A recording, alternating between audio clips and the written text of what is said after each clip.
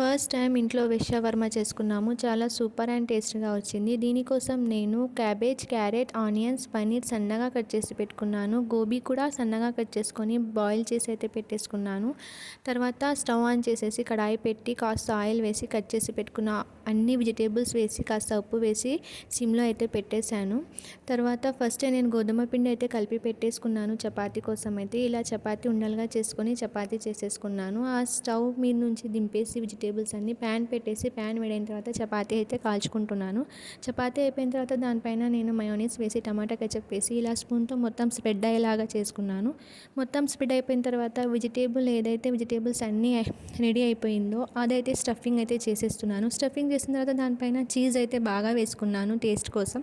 చాలా టేస్ట్గా ఉంది. తర్వాత ఇలా రోల్ చేసుకొని ప్యాన్ వేడి చేసుకుని దానిపైన ఒక్కసారి అయితే ఒక 2 మినిట్స్ ఇలా పెట్టుకున్నాను. చాలా వేడిగా టేస్ట్గా ఉంటుందని. Please subscribe.